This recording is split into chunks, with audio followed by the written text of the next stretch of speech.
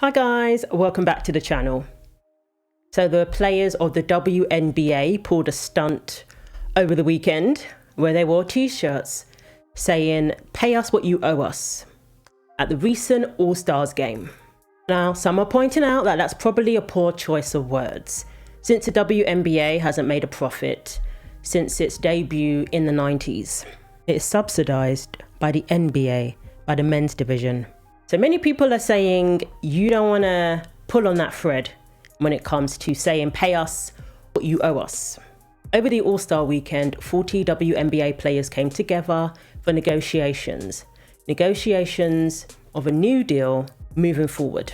They sat down with leadership and they essentially asked for higher salaries and a higher percentage of revenue. Now I want to point your attention to an article by Amber Harding, who does bring some perspective to everything, because of course people are saying profit. How dare you even make these demands when the league doesn't even make a profit? But she rightly pointed out that there's a difference between profit and revenue. The women are asking for a better percentage of revenue shares that has gone up in recent years. The WNBA is making greater revenue and is projected to make a profit next year and in the years to come. So when I went through all this information, it did bring some perspective and it gave me a greater understanding of what these WNBA players are asking for. However, you need to put aside what you thought about the whole t-shirt stunt that was pulled over the weekend. Let's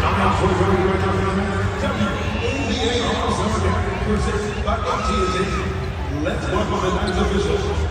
Make her second All-Star officiating, reaching the That can be put aside, and I think they could have gone about it a better way, yes. The fact is, the people who are speaking the loudest when it comes to this, when it comes to people saying profit, to shut down any talks of negotiations or any talk of a better salary or better share of revenue, or when it comes to people demanding that they receive more, despite the fact that the league doesn't make a profit. On both sides, I think the people who speak the loudest are the ones who don't even watch. But the fact is, the numbers show that more people are watching, more people are paying attention, and a lot of that has to do with Caitlin Clark. Caitlin Clark has introduced a whole new group of people to women's basketball. Whether people want to admit that or not, whether she comes in the package that you like or not, that's just a fact. A lot of people watch golf for years and years because of Tiger Woods. And now people can watch WNBA when Caitlin Clark is playing and when it's interesting to them for that reason. And others got rich off of that. Yeah, of course. Not only did they serve up a doo-doo sandwich where people were basically just walking up and down the court, no defense being played, players jacking up three and these imaginary four-pointers. And I'm like, how are they doing this? Why are they doing this? It's incredible. How can you be this tone deaf, this delusional, that you're going to take the court, pay us what you owe us, and then take 17, 18,000 fans inside Gainbridge Arena in Indianapolis, where your most passionate fan base of the WNBA is, the fan base that you and many of these black players have described as racist, come out in droves, support you the entire weekend. Everybody's on the record. This is the best WNBA All Star weekend of all time. And then you serve them a doo-doo sandwich. So the league has negotiated a deal worth $2.2 billion in media rights. That comes into effect next year. The league announced 3 new expansive teams who have recently joined. They're gaining new teams all the time, which is only going to help the league continue to grow. Each franchise paid $250 million to join. And by 2030, 5 new expansive teams are expected to join. Next year, the league is on track to make a profit, and in the years to come. So when they do make a profit, then what? Are the women then going to be in a better position to negotiate a better deal? Well, it's projected to be very soon that it does make a profit. So it's not unreasonable, based on that, to begin those negotiations now. Many are thinking or assuming that they're asking to get the same as the men. I think the women's football team kind of alluded to that they wanted to get something on the par with what the men make, because they said that they were more successful than the men on paper, meaning that they have won World Cups in the women's division. So they were kind of saying that they should get pay that's comparable to the men. And I think people assumed that this is what was going on with the WNBA as well. What they are asking for is a revenue sharing model that reflects the explosive popularity of the league and gives them a fair piece of the growth they're helping generate. WNBA players receive just 9.3% of total league revenue, according to MarketWatch. By comparison, NBA players get 50%. Now, when it comes to the women's football or soccer, they actually get a better percentage of revenue compared to what they bring in than the men. So the men are getting a higher percentage, yes, with the soccer, but it's in proportion to what they bring in, whereas the women, it's not in proportion to what they bring in, it's just they get more. So, they got what they demanded, I guess. There's been lawsuits and everything. So the women in the WNBA are not going down that route, obviously, but they are wearing T-shirts that kind of ticked a lot of people off. A lot of people are finding it annoying from what I'm seeing. And I guess, that doesn't really help matters, because it's about popularity. We want the league to grow in popularity, and it is. But I do think there's some behavior, there's some attitudes that is going to threaten that, and people are going to switch off. I don't think that's happening at the moment. It has happened to a degree, but people have come back. Let's just be real. And a lot of it can be attributed to Caitlin Clark, but the league has managed to keep that momentum. So the ratings are even higher than last year, for example. So if it was just, some fluke, we would have seen things begin to decline now.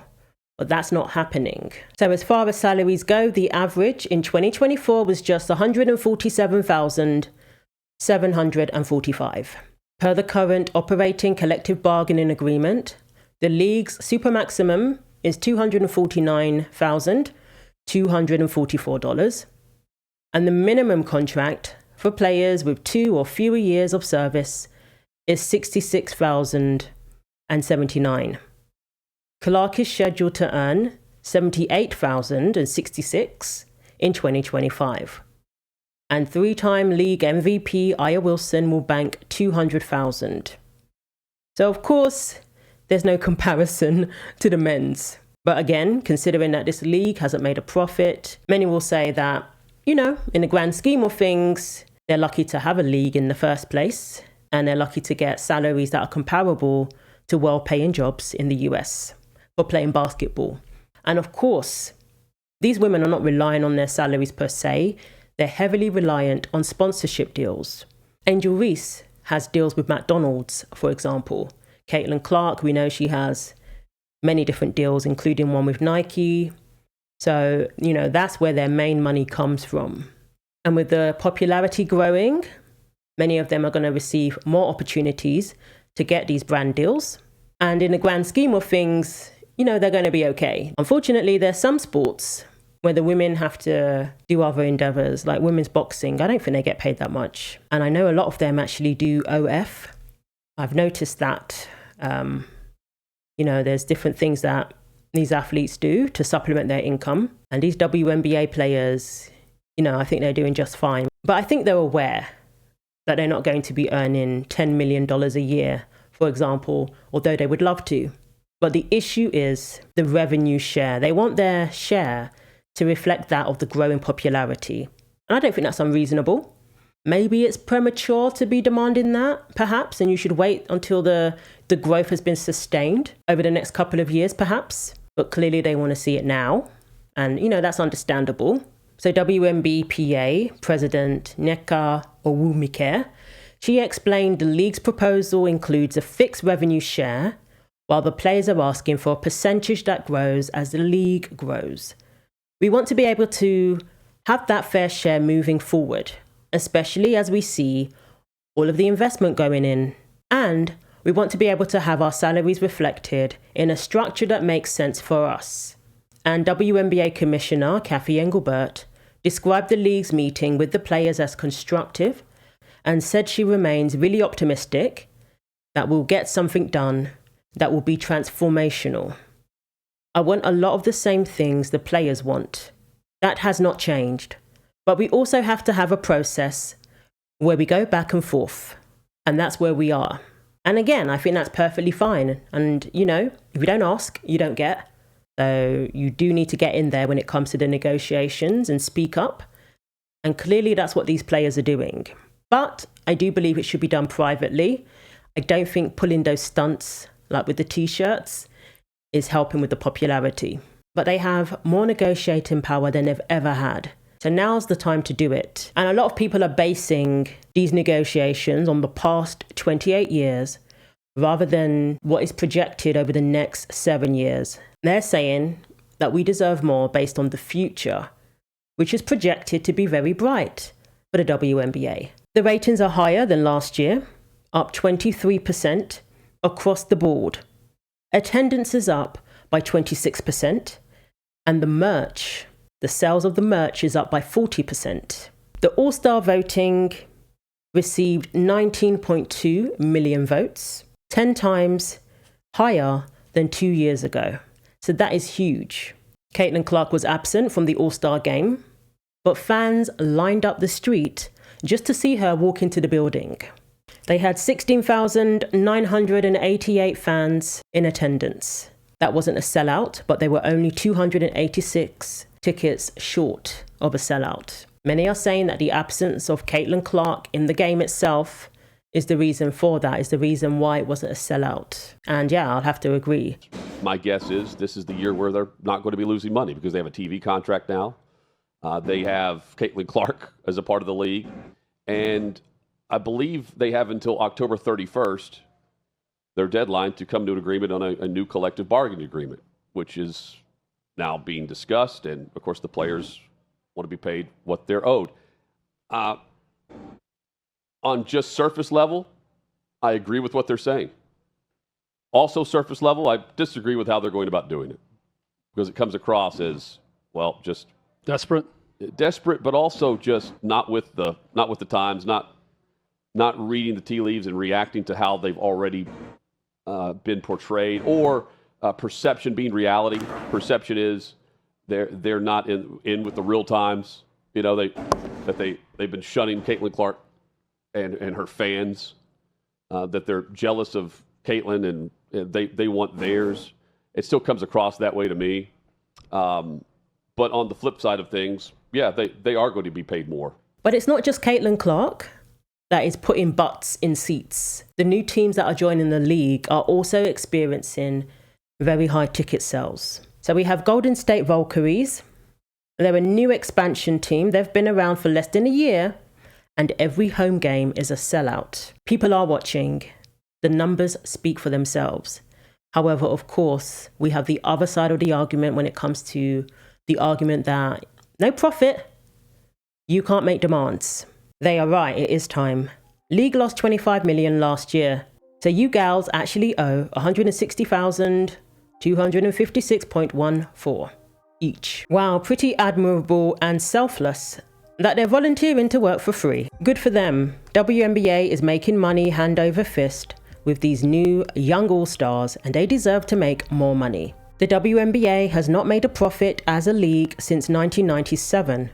It has operated at a loss subsidized by the NBA, with reported deficits of $10 million annually in 2018 and $50 million in 2024, despite revenues reaching $200 million in 2023 and projected growth. Some teams are nearing profitability. Those shirts one of their mothers probably pumped out on her cricket machine, well, they're cute and all, but I'm not so sure getting paid what they are owed is the road they really want to be skipping down. With the help of Grok AI, well, the numbers don't lie. If these WNBA players were paid what they are owed or worth, well, they'd owe about $250K each. Ouch. WNBA games in 2024 averaged about 9,800 fans per game during the regular season, and yeah, that's thousands higher than 2023. But when you consider the friggin' Savannah Bananas are selling out full stadiums night after night, Also, I'd like to point out the Savannah Bananas have more Instagram followers than the entire WNBA, despite being founded in 2016.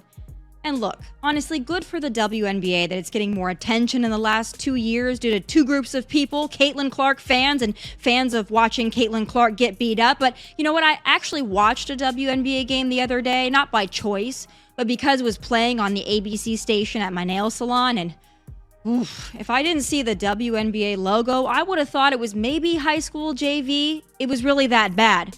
But still, even though it's not my cup of tea, I hope they continue to thrive and grow, and good for them.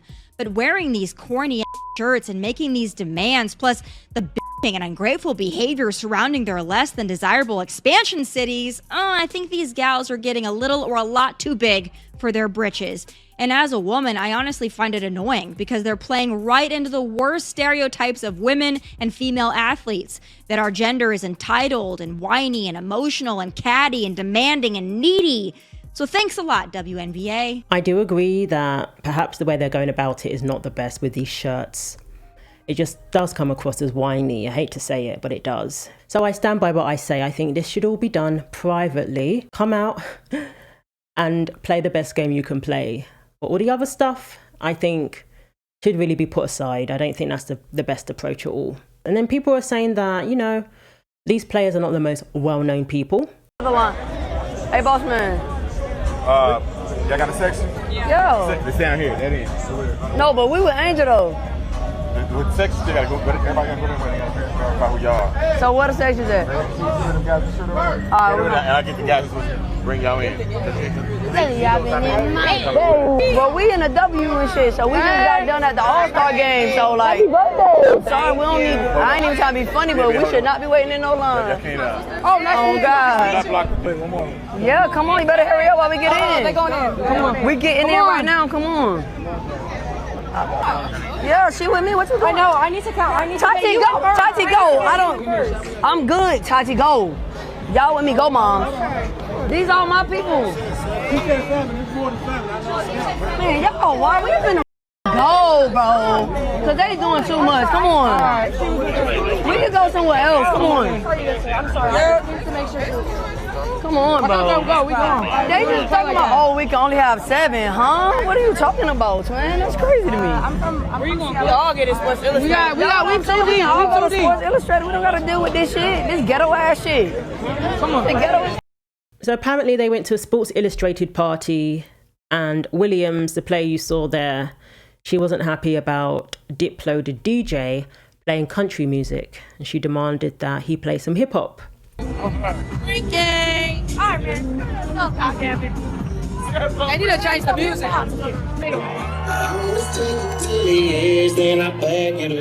I mean, she looked like she was enjoying herself. She wanted some hip hop music. She's just making requests, I guess. And this is a player who twerked at the All Star Game. Now, look, this is the sort of thing that I think is just not the best, you know? Ultimately, I think sports should remain family friendly. Let's just put it that way.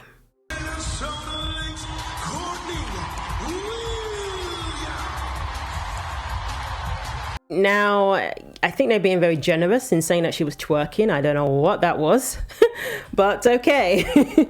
Like I said, if sports can remain family friendly, I think you would attract more people, more viewers, and more support. At the end of the day, it comes down to the numbers, and some will say that the numbers don't justify the demands yet, while others will say that the league is growing in popularity, and that should trickle down to the actual players who are responsible for that growth. So of course I want the league to succeed. I want the women to earn more.